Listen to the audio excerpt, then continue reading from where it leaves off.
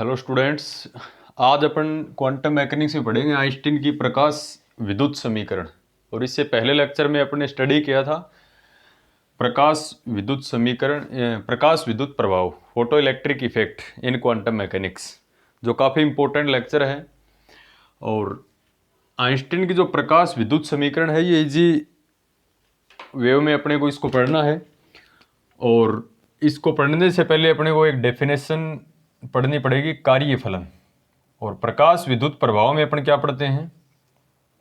कार्यफलन को अपन बोलते हैं वर्क फंक्शन, वर्क फंक्शन।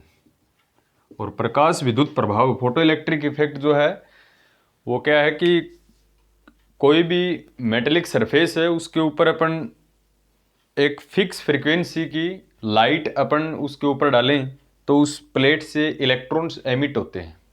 वो इलेक्ट्रॉन कैथोड से एनोड से कैथोड की ओर गति करते हैं, तब अपने सर्किट के अंदर धारा प्रवाहित होती है जिसे विद्युत धारा कहते हैं। और अपन ने चेक किया था कि प्रकाश विद्युत प्रभाव के एक्सपेरिमेंटल ऑब्जर्वेशन जो है वो क्या क्या है, उसके प्रायोगिक जो परिणाम है।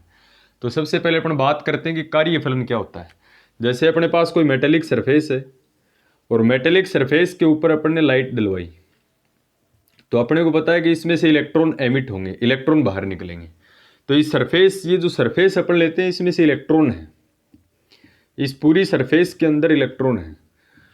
और कुछ इलेक्ट्रॉन ऐसे हैं जो ज़्यादा एनर्जी से मेटेलिक सरफेस के साथ बंधे हुए हैं, कुछ इलेक्ट्रॉन ऐसे हैं जो लूजली बाउंड हैं, कुछ इलेक्ट्रॉन्स ऐसे हैं जो टाइटली बाउंड हैं, और कुछ इनके बीच के इलेक्ट्रॉन हैं। तो अपन बात करेंगे, जैसे इसके ऊपर लाइट गिरेगी तो सबसे पहले सरफेस से वो इलेक्ट्रॉन बाहर निकलेगा जिसकी एनर्जी है, या फिर सरफेस से वो लूजली बाउंड है। और जो टाइटली बाउंड है उसको बाहर निकलने के लिए आपको ज़्यादा एनर्जी की ज़रूरत पड़ेगी।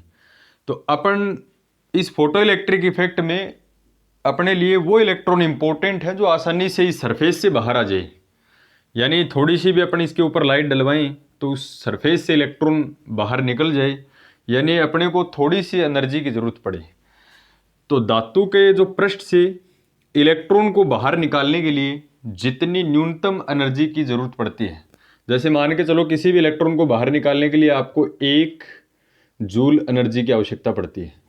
तो ये मिनिमम एनर्जी, यानी 1 जूल से कम के ऊपर तो इलेक्ट्रॉन इस सरफेस से बाहर नहीं आएगा। लेकिन 1 जूल के ऊपर या 1 जूल से ज़्यादा एनर्जी के ऊपर ये इलेक्ट्रॉन बाहर आ जाए तो वह न्यूनतम ऊर्जा, इस टॉपिक के अंदर वह न्यूनतम ऊर्जा जिसके ऊपर इलेक्ट्रॉन धातु के पृष्ठ से बाहर आ जाता है, यानी उत्सर्जित हो जाता है, तो उस न्यूनतम ऊर्जा को अपन कहेंगे कार्यफलन।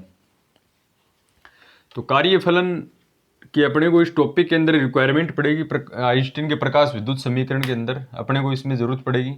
तो अपन लिख सकते हैं कि वह न्यूनतम ऊर्जा, द मिनिमम एनर्जी, वह न्यूनतम ऊर्जा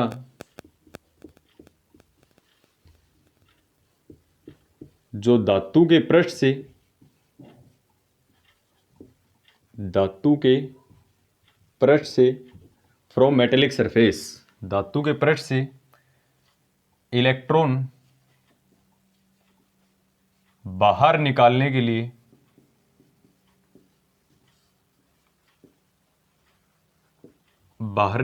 लिए आवश्यक होती है, आवश्यक होती है,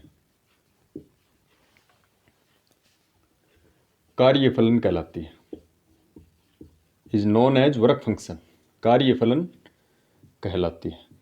तो काफ़ी इंपॉर्टेंट डेफिनेशन है कि कार्यफलन अपन किसको कहेंगे कि धातु के पृष्ठ से इलेक्ट्रॉन को बाहर निकालने के लिए न्यूनतम ऊर्जा। अपन मैक्सिमम की बात नहीं कर रहे कि धातु के पृष्ठ से जिस ऊर्जा पर इलेक्ट्रॉन बाहर निकल सकता है उस ऊर्जा को अपन धातु का कार्यफलन कहते हैं। और इस कार्यफलन को अपन लिखेंगे फाई नोट से। अपन ने इससे पहले डिस्कस किया था निरोधी भव, स्टॉपिंग पोटेंशियल, जिसको वी से न लिख के अपन वी नोट से रिप्रेजेंट करते हैं। और यहाँ पर जो वर्क फंक्शन है इसको अपन रिप्रेजेंट करेंगे फाई नोट से।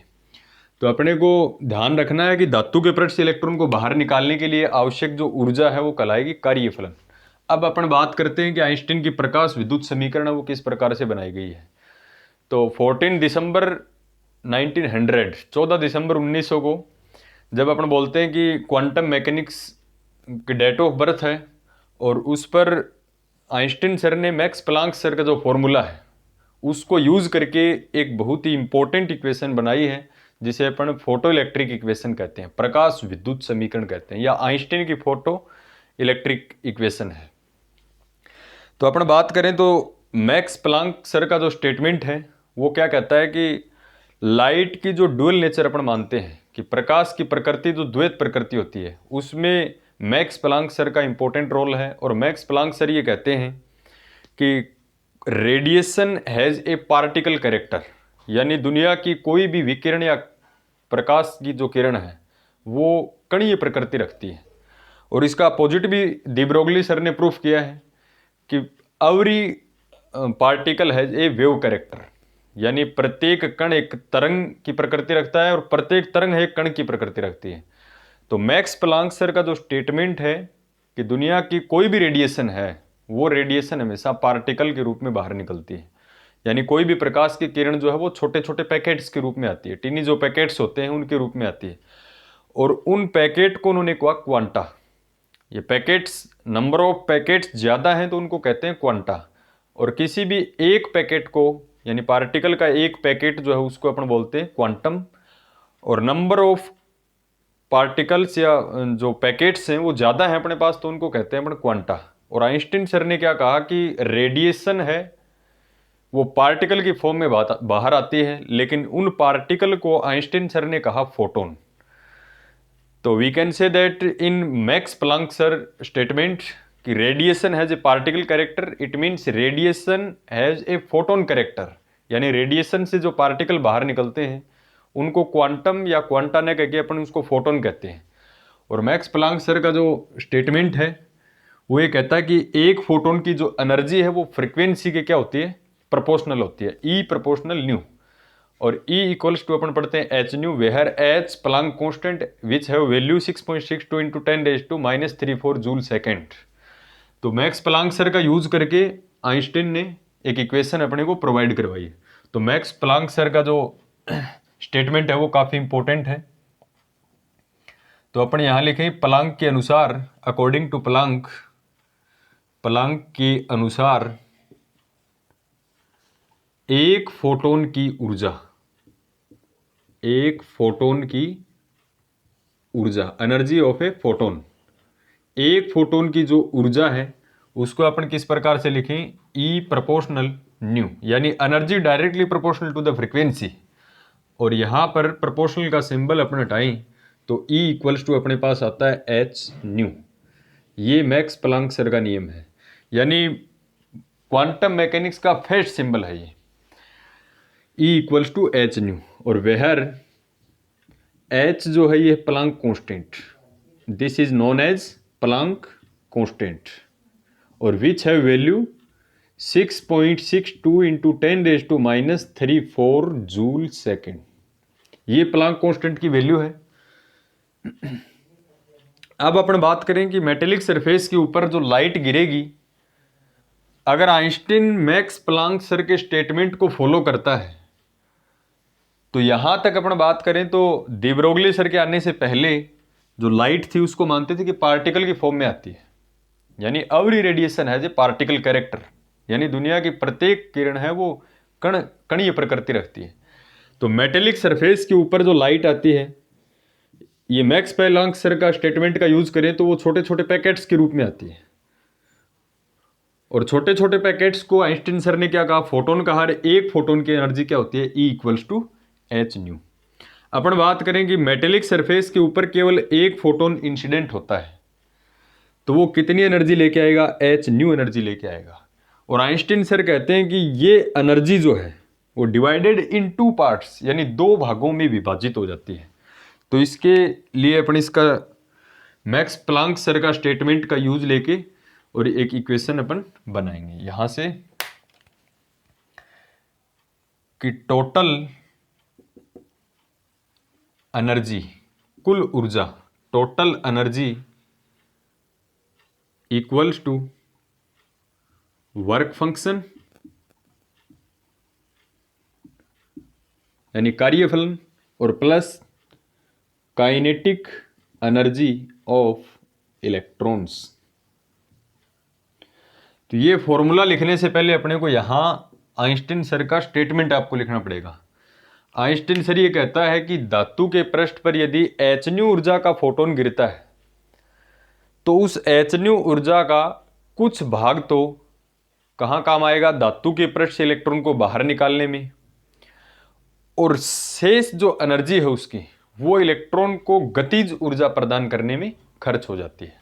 तो यहां से स्टेटमेंट क्या लिखेंगे, एक फोटोन की कुल ऊर्जा दो भागों में विभाजित होती है, यानी एक फोटोन की ऊर्जा का कुछ भाग धातु के पृष्ठ से इलेक्ट्रॉन को बाहर निकालने के लिए जो अपन एनर्जी देते हैं, जिसको अपन कार्यफलन कहते हैं, तो कुछ भाग तो इलेक्ट्रॉन को बाहर निकालने के लिए जो ऊर्जा की जरूरत पड़ेगी वहां खर्च हो जाता है। जैसे कोई भी मेटेलिक सरफेस है, इसके ऊपर hν ऊर्जा का कोई फोटोन गिरा तो उस ऊर्जा का कुछ भाग तो कहां काम आएगा, इस सरफेस से इलेक्ट्रॉन को बाहर निकालने के लिए ऊर्जा में खर्च हो जाएगा, और बाकी की जो एनर्जी बचेगी वो इलेक्ट्रॉन को एनोड से कैथोड तक पहुंचाने के लिए गतिज ऊर्जा के रूप में खर्च हो जाती है। यह आइंस्टीन सर का मानना है, तो काफी इंपॉर्टेंट है। तो आपको ध्यान ये रखना है कि hν एनर्जी दो भाग में डिवाइड होती है।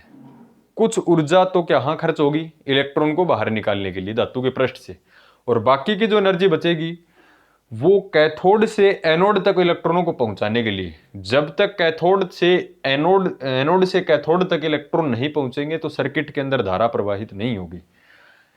तो यहां आपको ये स्टेटमेंट लिखना है इसके ऊपर कि आइंस्टीन के अनुसार एक फोटोन की कुल ऊर्जा का कुछ भाग धातु के पृष्ठ से इलेक्ट्रॉन को बाहर निकालने में तथा उस फोटोन का शेष ऊर्जा इलेक्ट्रॉनों को गतिज ऊर्जा प्रदान करने में खर्च हो जाता है। तो टोटल एनर्जी को स्टूडेंट्स अपन क्या लिखें, फोटोन की एनर्जी hν, वर्कफलन को अपन लिखें φ0, और प्लस काइनेटिक एनर्जी गतिज ऊर्जा, और यहां मैं लगाऊंगा मैक्सिमम। अब अपन बात करें कि यहां अधिकतम क्यों लगाई। काइनेटिक एनर्जी है वो अधिकतम की जरूरत पड़ेगी आपको। अब काइनेटिक एनर्जी कहां से कहां तक है, गतिज ऊर्जा कहां काम आती है। जैसे ही धातु के पृष्ठ से इलेक्ट्रॉन बाहर निकला तो उस इलेक्ट्रॉन को अपना मेन काम क्या है कि एनोड से कहां पहुंचाना, कैथोड तक। कैथोड प्लेट जो जिसको अपन कलेक्टर प्लेट कहते हैं, संग्राहक प्लेट, जहां तक इलेक्ट्रॉन नहीं पहुंचेगा तब तक धारा नहीं आएगी। तो ये गतिज ऊर्जा अधिकतम होगी। hν ऊर्जा कुल ऊर्जा है अपने पास, और धातु के पृष्ठ से इलेक्ट्रॉन को बाहर निकालने के लिए यदि कम ऊर्जा की जरूरत पड़ेगी, ये एनर्जी दो पार्ट में डिवाइड है। यदि धातु के पृष्ठ से इलेक्ट्रॉन को बाहर निकालने के लिए कम ऊर्जा की जरूरत पड़ती है तो इलेक्ट्रॉन को गतिज ऊर्जा ज्यादा मिलेगी।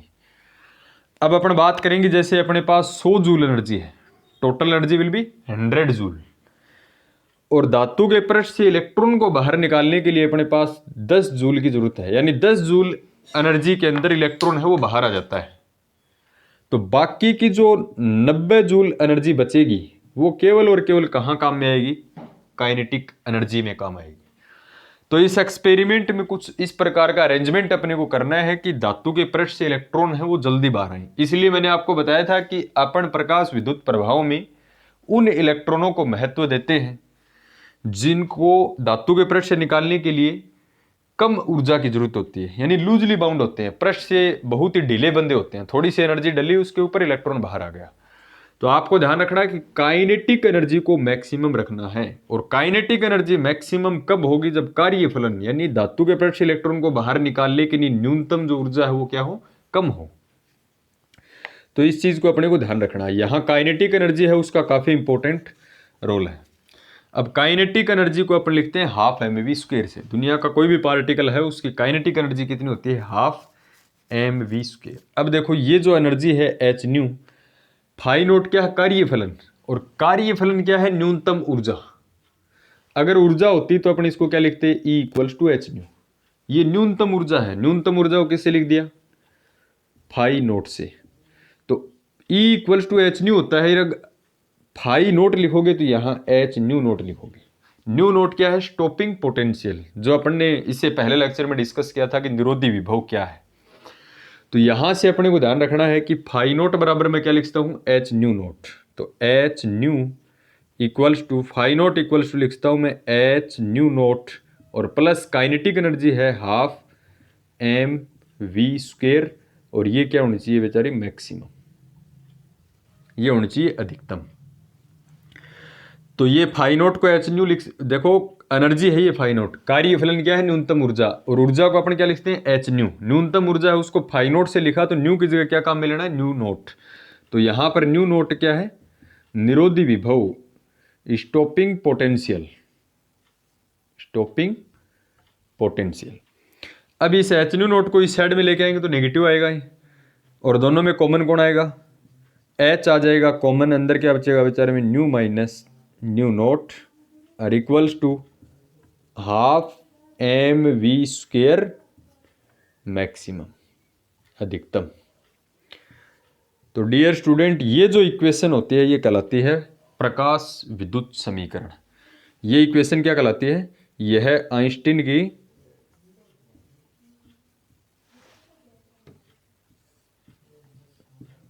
प्रकाश विद्युत समीकरण कहलाती है। ये जो इक्वेशन है H into nu minus nu naught और half M we square maximum, this equation in known as Einstein photo electric equation. तो काफ़ी इंपॉर्टेंट है, इसकी अपने को जरूरत पड़ेगी नेक्स्ट लेक्चर में। फिर भी कोई प्रॉब्लम है तो आप डिस्कस कर सकते हो।